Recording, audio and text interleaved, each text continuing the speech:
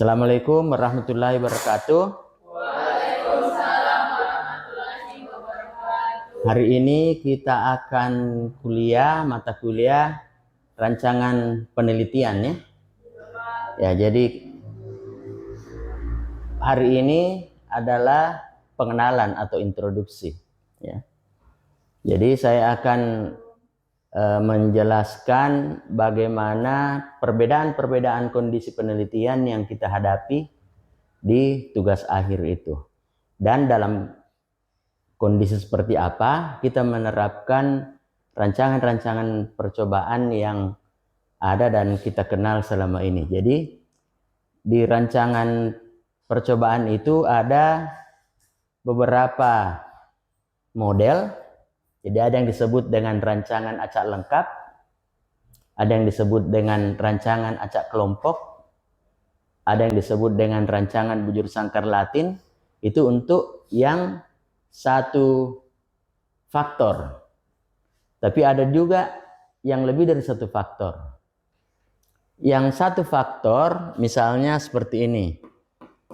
Saya ingin meneliti apakah sepatu itu punya pengaruh terhadap kemampuan atlet meloncat ketika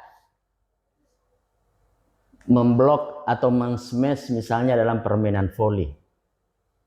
Nah, jadi di sini yang ingin saya ketahui adalah hanya satu faktor, yaitu faktor sepatu.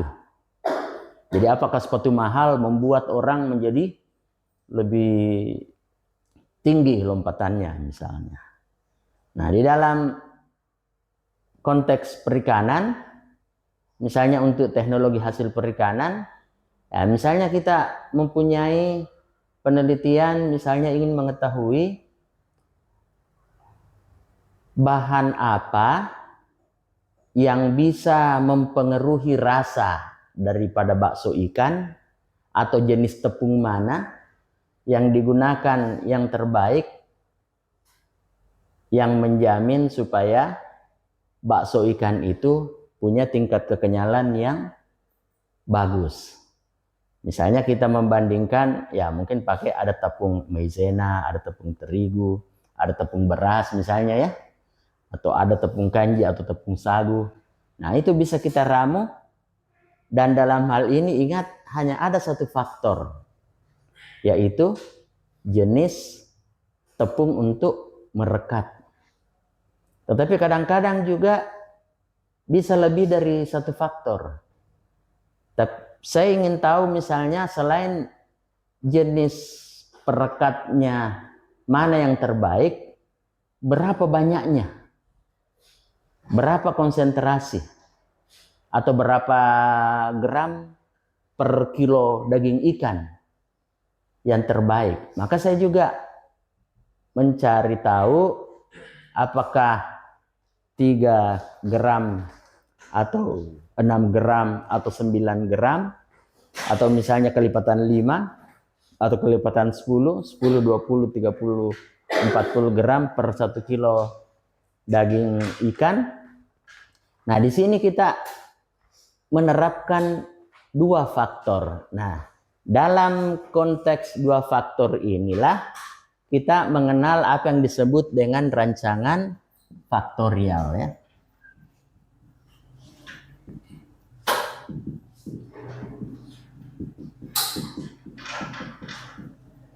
Jadi rancangan faktorial itu lebih dari satu faktor. Sementara yang satu faktor saja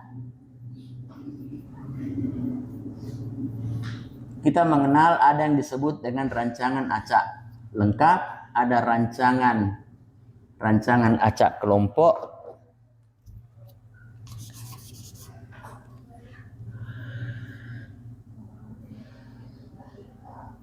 ada yang disebut rancangan bujur sangkar Latin ya. Itu untuk yang satu faktor. Itu semua akan kita pelajari dalam beberapa pertemuan berikutnya. Nah, saya ingin memperkenalkan di mana letak esensi dari persyaratan penggunaan rancangan acak lengkap. Jadi misalnya, saya ingin mengetahui bagaimana merek sepatu itu berpengaruh terhadap apakah istilahnya kemampuan berlari, kemampuan melompat, kemampuan bermain di olahraga apa, mungkin yang kita ukur berapa kali tergelincir atau apa.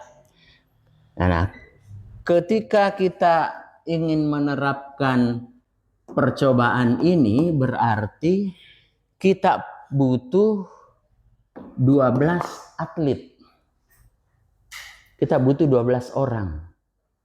Karena dari sini kita tuliskan bahwa perlakuannya adalah 4 perlakuan, yaitu 4 jenis sepatu. Kemudian kita ingin melakukan pengulangan. Mengapa kita melakukan pengulangan? Untuk meyakinkan bahwa data yang kita peroleh itu bukan sesuatu yang sifatnya kebetulan, ya. Jadi kalau kita melakukan pengulangan baru kondisinya sama, berarti itu tingkat kepercayaan kita terhadap data itu juga akan lebih bagus, ya. Nah, jadi kita misalnya bikin 4 perlakuan, 3 ulangan, berarti kita butuh 12, ya. Jadi ada 4 atlet, ya. Nah, tentunya kita harus memperhatikan satu hal. Agar supaya kemampuan berlari atau kalau kita ukur berapa cepat dia lari dalam 100 meter antara pengguna sepatu ini bisa kita data sebagai data yang benar, maka ada satu syarat, ya. Apa itu syaratnya? Bahwa semua atlet yang kita pakai itu, semua orang-orang yang kita gunakan sebagai media untuk mencoba sepatu ini harus memiliki kondisi yang seragam, ya. Tidak mungkinlah misalnya ada atlet PON yang saya ambil, kemudian ada juga anak SMA yang bukan olahragawan yang saya ambil. Pasti sepatu apapun yang dipakai oleh atlet PON itu dia pasti akan lebih menang, ya. Sepatu apapun yang dipakai. Nah, disinilah ada unsur keadilan. Maksudnya keadilan bahwa semua atlet yang kita gunakan dalam percobaan ini punya kondisi yang homogen. Ya, mungkin kalau kita bicara tentang manusia sulit kita mencari yang homogen. Tetapi di dalam penelitian bidang perikanan itu bisa kita lakukan tuntutan untuk homogen ini. Misalnya kalau di budidaya kita ingin menggunakan misalnya pengaruh pakan terhadap pertumbuhan ikan. Saya bisa dengan mudah mencari ikan mas atau ikan nila yang ukurannya seragam, ya.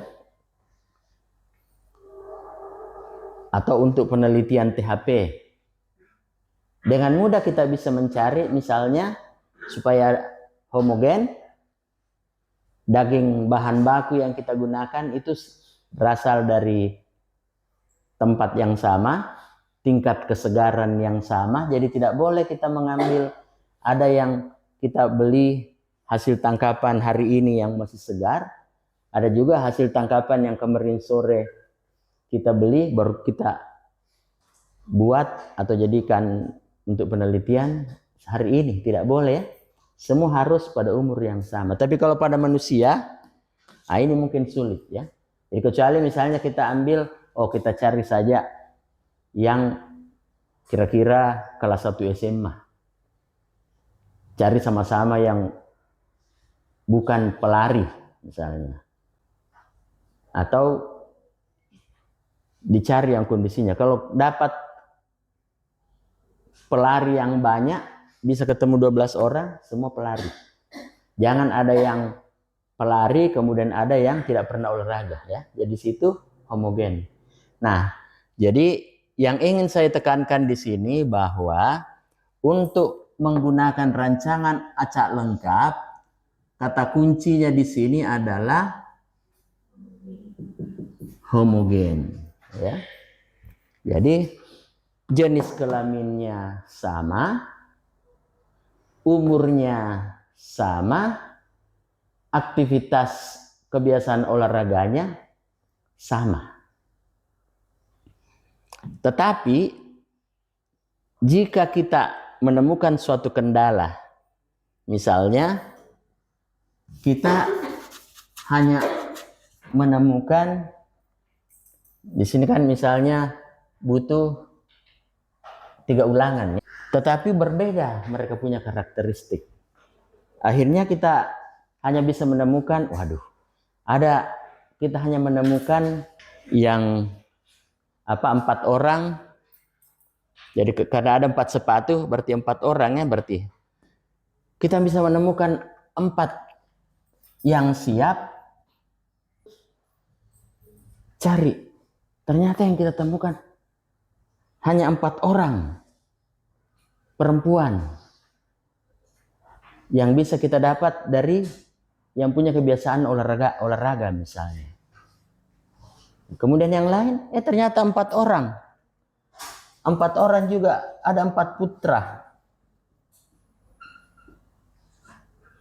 Apalagi tidak bisa lebih dari itu. Ternyata ada gurunya Pak, yang pelari. Nah, misalnya cari lagi 4 guru. Tapi gurunya nih Pak, laki-laki semua. Oke. Nah, itu saja yang kita ambil. Nah, jadi kalau tadinya kita butuh 12 orang ya. Ini ketemu 12 orang tetapi kondisinya beda-beda. Nah, kalau kondisinya seperti ini, disitulah kita menggunakan rancangan acak kelompok. Jadi, akhirnya kita akan merancang dengan skema bahwa yang putri di sini kita kelompokkan dalam suatu kelompok tersendiri, kemudian yang putra kita kelompokkan dalam suatu kelompok tersendiri, kemudian gurunya kita kelompokkan dalam suatu kelompok tersendiri. Di mana putri ini kita minta untuk memakai sepatu, katakanlah Nike, Adidas, Bata, Puma. Jadi di putri ini semua perlakuan diterapkan kepada putri. Di sini juga ada Nike, Adidas, Puma, Bata. Di sini juga ada Puma, Adidas, Nike, Bata. Ya. Tidak boleh kita di putri ini 2 orang yang pakai Nike. Ya. Tapi tidak ada yang pakai Adidas misalnya. Ya. Tidak boleh begini, tidak boleh. Apa esensinya ini? Kalau misalnya Nike yang menang, tidak akan ada yang mengatakan, karena yang membawakan itu putra. Kita mengatakan, di sini semua putra, tetapi Nike menang. Ada yang bilang, karena Bata guru orang tua, tapi di sini juga ada Bata, di sini juga ada Bata ya. Jadi syarat untuk rancangan acak kelompok adalah bahwa dalam setiap kelompok terdapat semua perlakuan. Jadi ini pada kondisi beda-beda inilah yang kita gunakan rancangan acak kelompok. Jadi namanya ini rancangan acak kelompok. Syaratnya pada setiap kelompok seluruh percobaan, seluruh perlakuan ada. Ya. Jadi ini ada kelompok putri, kelompok putra, kelompok guru. Nah, pada setiap kelompok semua perlakuan ada. Jadi ada semua ini. Nah, bagaimana dengan kalau rancangan acak lengkap? Karena ini semuanya seragam, homogen, maka 12 orang itu bisa kita tunjuk sembarang saja. Yang jelaskan misalnya kita butuh 3 kali ulangan untuk Nike, 3 kali ulangan untuk Adidas, 3 ulangan untuk Bata, 3 ulangan untuk Puma. Jadi kita bisa saja panggil orang pertama. Saya pakai apa, Pak? Kau pakai Nike saja. Berarti kau dianggap Nike ulangan 1. Datang lagi, kau, saya pakai apa, Pak? Bata saja. Bata ulangan 1. Datang lagi 1. Secara acak saja misalnya begitu. Datang orang ke-9, datang orang ke-10. Apa saya, Pak? Oh, berarti kamu Nike 2. Nah, datang lagi 1. Oh, kamu Nike 3. Nah, kemudian Bata 1, Bata 2, Bata 3. Kemudian Puma 1, Puma 2, Puma 3. Apalagi yang kurang ini? Adidas 1, Adidas 2, Adidas 3. Nah, seperti itu. Jadi bisa saja 12 orang sudah terkumpul. Ini semua homogen. Kamu pakai ini, kamu pakai ini, kamu pakai ini. Secara acak kita tunjuk. Sementara kalau rancangan acak kelompok tidak bisa secara acak. Putri di sini, kumpul semua putri. Putra di sini, guru di sini. Jadi ini semua perlakuan harus ada. Berarti ada Nike, Adidas, Bata, Puma. Di sini juga Nike, Adidas, Bata, Puma. Di sini juga ada Nike, Adidas, Puma, Bata. Jadi ini contoh bagaimana perbedaan-perbedaan itu akan membawa kita kepada metode rancangan acak mana yang akan kita pilih. Nah, mungkin teman-teman belum kebayang, ini kalau di THP bagaimana, Pak? Bagaimana kalau di THP? Ya, coba ada yang bisa sebutkan satu contoh penelitian di THP. Andaikan Anda nanti ini tugas skripsi. Coba apa? Ada yang punya ide?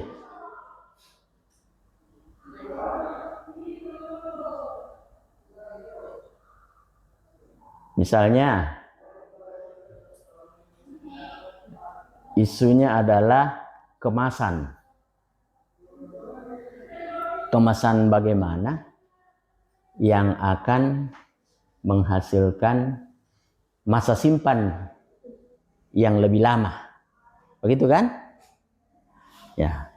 Misalnya, oh saya punya 3 percobaan. 3 saya kemas dengan vakum.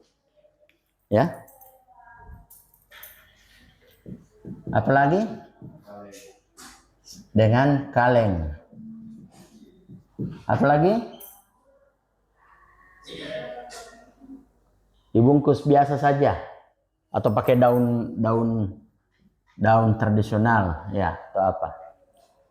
Berarti ini akan membawa kita pada suatu processing yang ya katakanlah tadi ini ada 3 ulangan ya.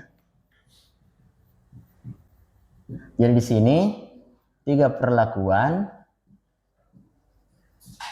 3 ulangan.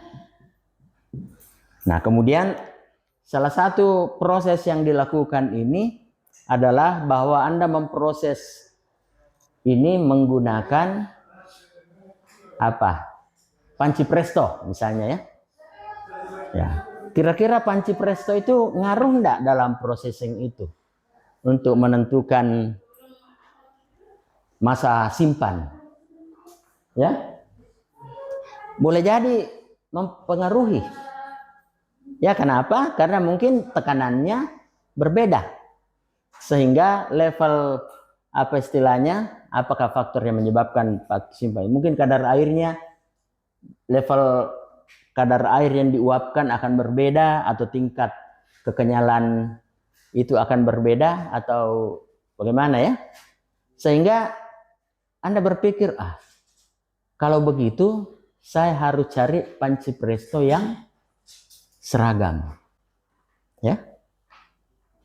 Nah, berarti dengan 3 perlakuan dan 3 ulangan saya butuh 9 panci presto. Berarti Anda harus menemukan panci presto sebanyak 9 yang mereknya sama. Ya, mungkin juga umur belinya sama. Umur pakainya sama. Karena kalau satu sudah 5 tahun, yang satu baru, ya mungkin ada enggak kira-kira perbedaan? Kalau Anda mencurigai ada perbedaan, berarti termasuk homogennya itu homogen merek, homogen umur. Jadi kalau ada yang dibeli 5 tahun yang lalu, kemudian ada yang dibeli bulan lalu, itu dianggap tidak homogen. Berarti kita harus cari yang benar-benar homogen. Nah, kalau berhasil menemukan 9 panci presto yang sama, sehingga ini bisa disimpulkan bahwa ke-9 unit percobaan, ya kita menyebutnya unit percobaan, ke-9 unit percobaan itu homogen, maka kita menggunakan rancangan acak lengkap. Jadi ini rancangan acak lengkap. Nah, ini tadi rancangan acak kelompok. Tapi kalau misalnya kondisinya begini, Pak, ternyata di lab itu tidak ketemu 9 panci presto. Apa? Ketemunya apa?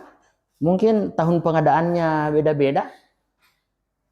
Ada pengadaan 2021, ternyata ada 5 panci merek Philips misalnya. Tahun 2023 ada 5 lagi, ternyata merek Sanyo. Lalu kemarin 2025 ada lagi 5 merek apa? Yang sebelum sebut ini. Miyako atau apa ya? Bagaimana kalau begitu, Pak? Kalau begitu tidak bisa rancangan acak lengkap. Kita harus pakai rancangan acak kelompok. Ya, jadi kita kelompokkan. Tadi kita punya info misalnya yang merek Philips ada 5, Miyako ada 5, kemudian apa lagi? Samsung atau apa? Ada 5. Sementara saya cuma butuh 3. Jadi ambil ini 3, ambil ini 3, ambil ini 3. Jadikan 3 kelompok.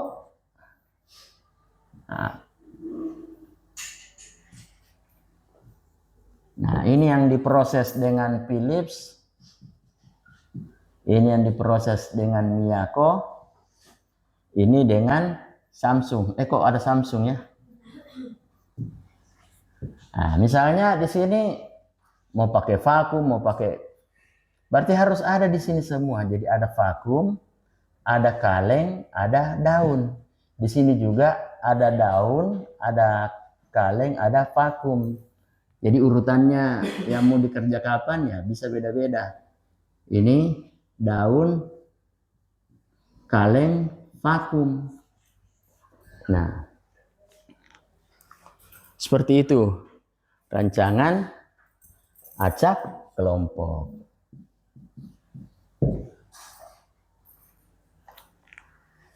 Nah, kemudian kalau Anda laporan ke saya, aduh Pak, ternyata hanya ada 3 Pak. Ternyata bukan 9. Dimatikan saya dulu ini ya. Jadi penelitian ini ternyata hanya ketemu 1 Miyako,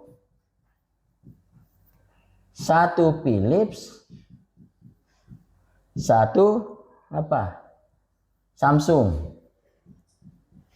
Misalnya. Wah, tidak bisa dong jalan penelitian saya nih Pak.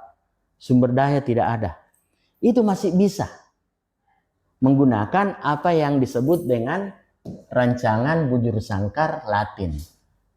Jadi ini juga menarik untuk penelitian-penelitian dengan sumber daya yang terbatas. Nah, bagaimana caranya buat, Pak? Caranya kita menjadikan ini proses dalam beberapa hari. Jadi kalau misalnya Anda menggunakan rancangan acak lengkap, kita butuh 9 yang homogen, maka kalau pakai rancangan bujur sangkar Latin yang disingkat RBL, kita cuma butuh 1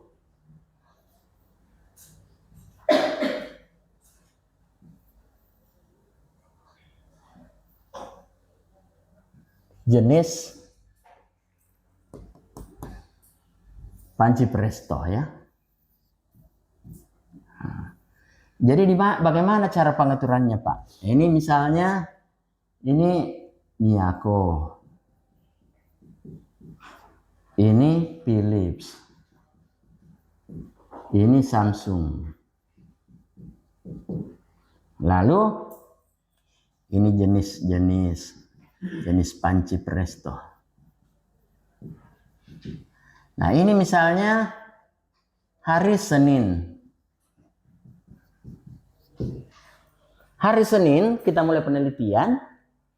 Miyakonya saya kasih untuk metode vakum.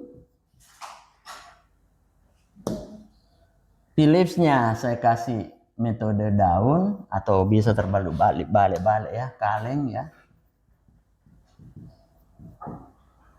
Nah, itu. Kemudian Selasa ya,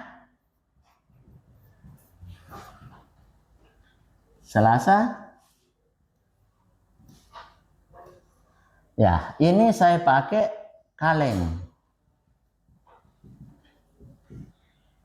Philipsnya saya kasih vakum. Samsungnya saya kasih ya mungkin daun. Nah, Rabunya, nah saya kasih apa di sini? Yang belum pernah dipakai di Miyako, daun. Kalau di Philips, kaleng. Kalau di Samsung, vakum ya. Jadi begini cara penyelesaiannya ya.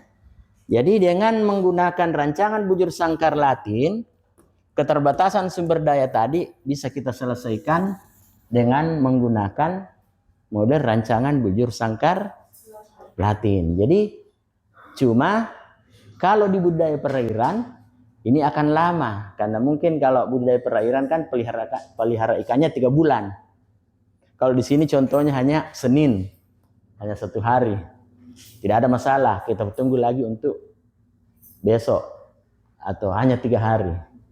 Tapi coba bayangkan misalnya penelitian yang dilangsungkan selama 3 bulan. 3 bulan baru kena ini. Baru pindah lagi ke sini. Baru pindah ke sini. Wah, 9 bulan, Pak. Mending saya beli ini. Sama harganya kalau saya tunggui bayar SPP. Ya.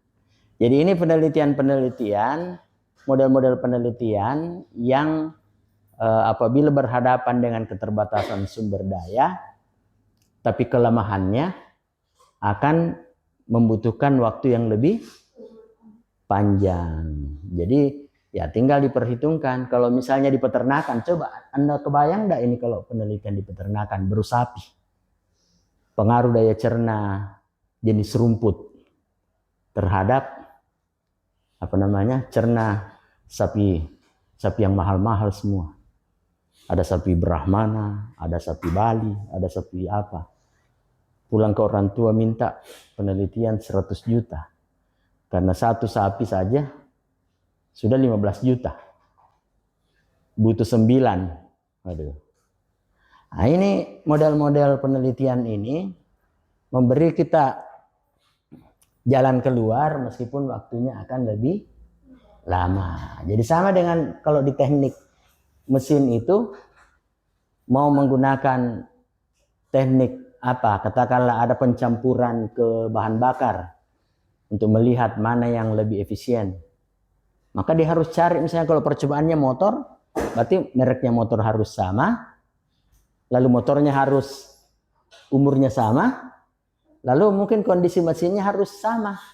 Maksudnya harus sama, kalau motornya si cowok yang jalan terus, itu mungkin sudah kilometernya berapa dalam berapa bulan. Ini yang cewek jarang keluar, itu mungkin kilometernya masih rendah, sehingga kalau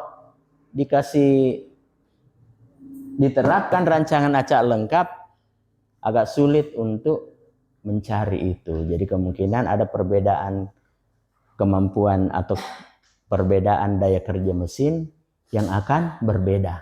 Maka biasanya alternatif ini akan lebih bagus karena tidak akan ada kritik. Sehingga kalaupun ada perbedaan data hasil, kita bisa meyakini bahwa itu semata-mata disebabkan oleh campuran bensinnya, ya, campuran bahan bakarnya, bukan karena motornya. Karena misalnya motornya yang ini itu ada semua ini mengalami semua perlakuan itu, sehingga data-datanya itu bisa dijadikan sebagai data-data yang dapat dipercaya, ya. Jadi ini mungkin pengantar. Ada pertanyaan? Ada pertanyaan? Sudah kira-kira sudah kebayang ini. Jadi saya ulangi, kalau rancangan acak lengkap apa syarat utamanya? Harus homogen. Kalau rancangan acak kelompok ada yang tidak homogen, dan faktor yang tidak homogen itu dijadikan sebagai kelompok. Nah, kalau di budidaya perairan apa yang menjadi kelompok? Biasanya ukuran benih. Kalau penelitian ikan mas ada pembenihannya. Saya bisa pesan di pembenihan, saya ingin yang umurnya 2 minggu. Semuanya sekecil ini sama umurnya. Tapi kalau misalkan mau penelitian kepiting bakau, kita tangkap kepiting bakau dari Bombana, ada yang besarnya begini, ada yang besarnya begini. Sehingga kalau misalnya kalau mau dikasih sama ukurannya, butuh berkali-kali kita ke Bombana untuk kumpulkan. Akhirnya kita bisa putuskan kalau begitu kita kelompokkan saja. Ada yang ukuran 100 gram, ada yang 200 gram, ada yang 300 gram. Yang penting adalah bahwa setiap kelompok itu diberi semua perlakuan. Jangan sampai satu kelompok mendapatkan perlakuan yang sama 2 kali.